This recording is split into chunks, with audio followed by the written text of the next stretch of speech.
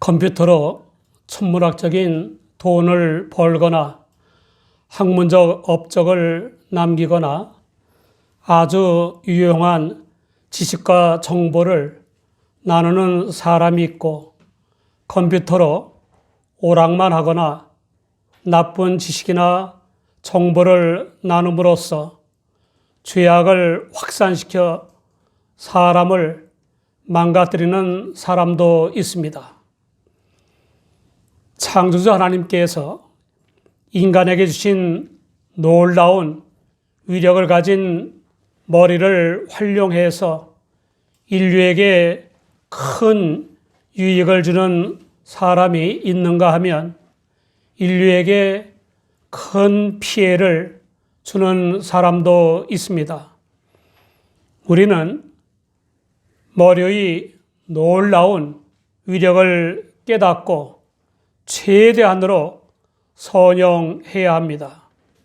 더 나아가 컴퓨터를 만든 인간의 머리를 창조하신 하나님의 말씀의 엄청난 위력을 깊이 깨닫고 그 말씀을 순종함으로써 우주보다 더 큰 주 하나님의 사랑을 드러내고 값진 삶이나 위대한 삶을 만들어 나아가야 합니다.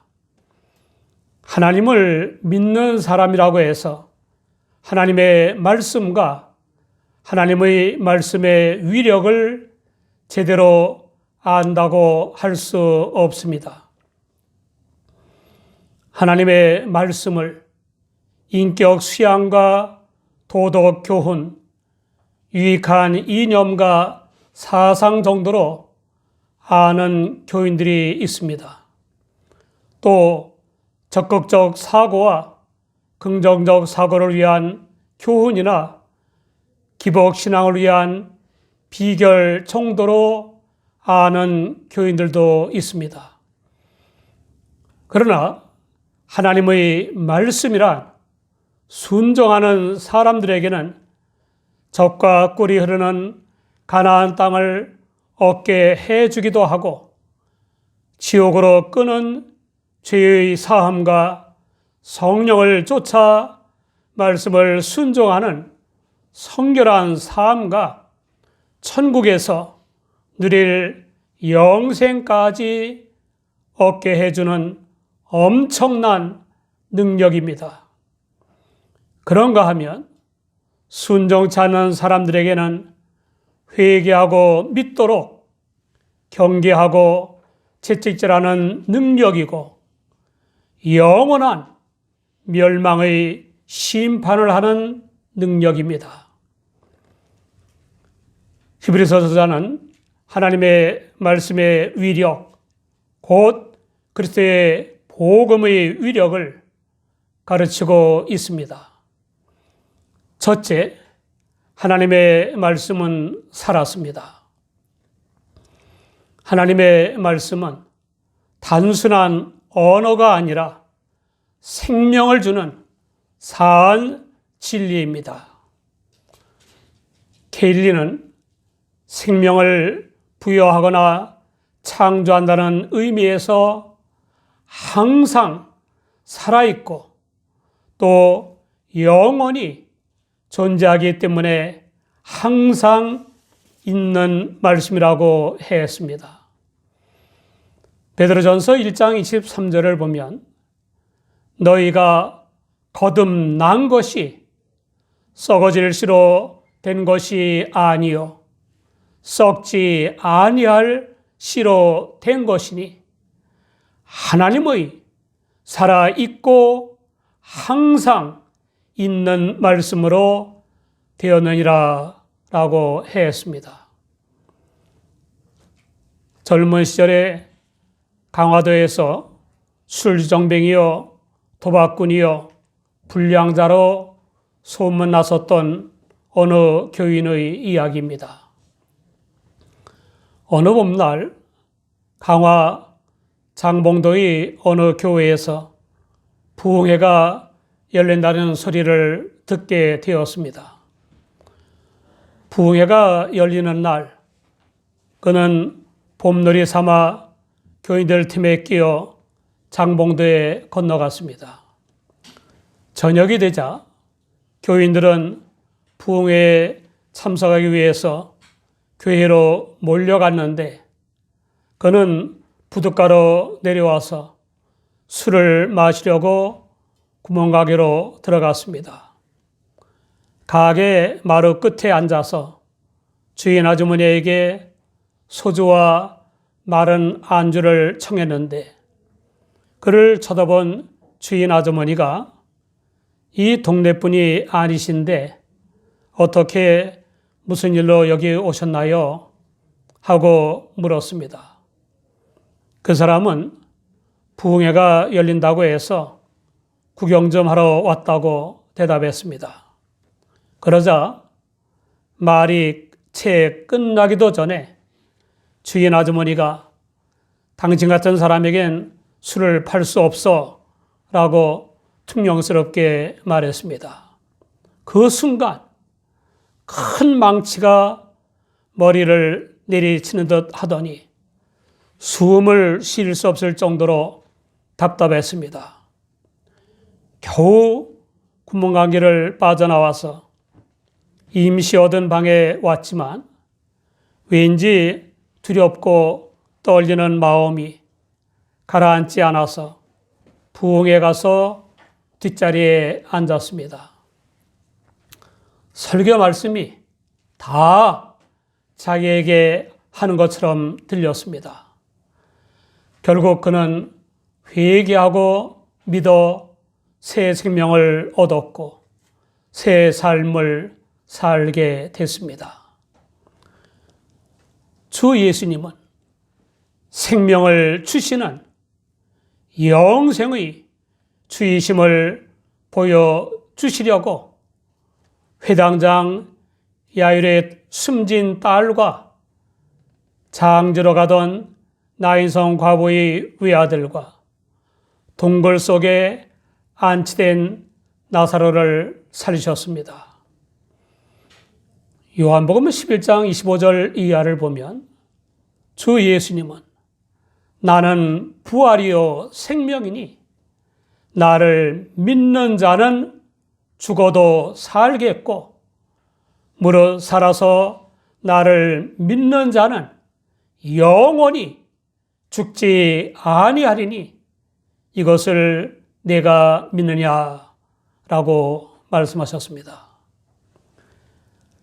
하나님의 말씀은 우주 만물, 특히 모든 생명체를 창조한 능력이요 지혜입니다. 또 죄와 허물로 인해 영적으로 죽어서 멸망의 길을 가는 인간으로 하여금 회개하고 믿음으로 구원받아 거듭나게 하는 복음의 진리입니다. 요한복음 6장 68절을 보면 베드로는 주여 영생의 말씀이 계심에 우리가 네게로 가오리까 라고 했습니다. 둘째, 하나님의 말씀은 운동력이 있습니다. 운동력의 헬라어 에너르게스는 효과적으로 행하거나 작용하는 힘이라는 뜻입니다. 하나님의 말씀의 운동력이란 사람의 마음을 움직여 깨닫게 하고 회개하게 하고 믿어 구원받게 하는 것입니다. 반면에 믿지 않는 사람을 정죄하는 것입니다.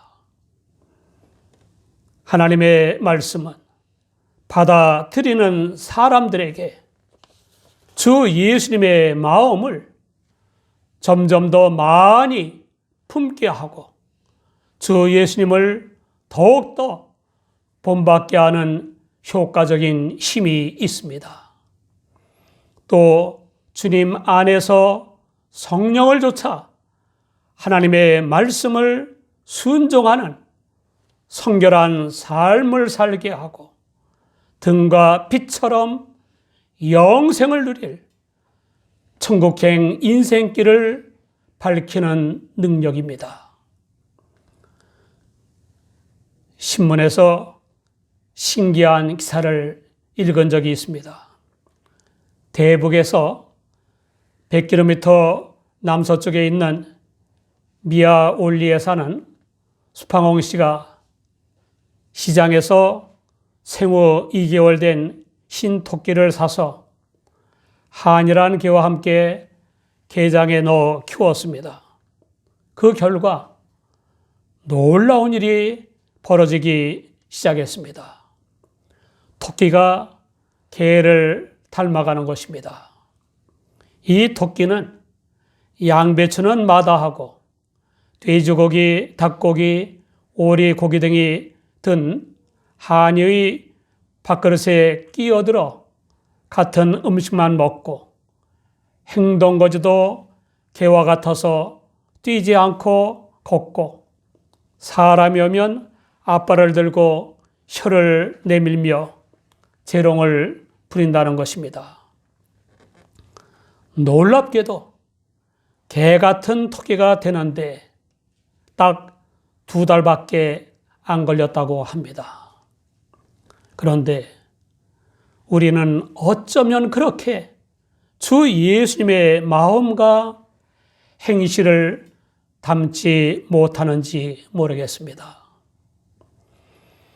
데살로니가전서 2장 13절을 보면 바울 사도는 이러므로 우리가 하나님께 쉬지 않고 감사함은 너희가 우리에게 들은 바 하나님의 말씀을 받을 때에 사람의 말로 아니하고 하나님의 말씀으로 받음이니 진실로 그러하다. 이 말씀이 또한 너희 믿는 자 속에서 역사하느니라 라고 했습니다. 우리는 하나님의 말씀을 읽거나 들을 때마다 하나님의 말씀으로 받아들여서 그 말씀의 역사를 따라 주 예수님의 마음을 품고 주 예수님을 본받아 살아가야 합니다. 중생한 우리는 정말 하나님의 말씀인 복음에 합당하게 살고 있습니까? 셋째, 하나님의 말씀은 좌우의 날선 어떤 검보다도 예리합니다. 이 말씀의 검은 한편으로는 생명의 칼날로, 다른 한편으로는 사망의 칼날로 동시에 자르는 것입니다. 실로 모든 하나님의 말씀은 믿고 순종하는 사람들에게는 복과 구원이 되고 불신하고 불순종하는 사람들에게는 화와 멸망이 되는 것입니다. 요한복음 3장 18절을 보면 저를 믿는 자는 심판을 받지 아니하는 것이요 믿지 아니하는 자는 하나님의 독생자의 이름을 믿지 아니하므로 벌써 심판을 받은 것이니라 라고 했습니다. 넷째, 하나님의 말씀은 혼과 영과 및 관절과 골수를 찔러 쪼개는 위력이 있습니다. 실로 하나님의 말씀은 인간의 외부는 물론 내부를 속속들이 분해하고 분석하는 위력을 발휘하는 것입니다. 다섯째, 하나님의 말씀은 마음의 생각과 뜻을 감찰하는 위력이 있습니다. 성경에서 인간을 구분하여 가르칠 때에는 혼을 마음과 생각이 비롯되는 자리로 설명하고, 마음과 생각을 지배하는 혼은 영의 도구로 설명하고 있습니다. 하나님의 말씀이 마음과 생각과 뜻을 감찰한다고 할 때의 감찰의 헬라어 크리티코스는 분리, 식별, 판단, 심판 등을 의미합니다. 그 무엇으로도, 그 누구도, 심지어 그 자신도 자신의 마음의 생각과 뜻을 정확하게 식별하고 판단할 수 없습니다. 오죽하면 영화 제목을 내 마음 나도 몰라 라고 정했겠습니까? 제가 학생 시절에 그 영화 제목을 보고 한참 고개를 갸우뚱했었습니다. 그 후 당연하다고 여겼습니다. 오직 하나님의 말씀만이 실체 없는 실제인 영과 영혼과 마음과 생각과 뜻까지도 식별하고 판단하고 심판할 수 있는 것입니다.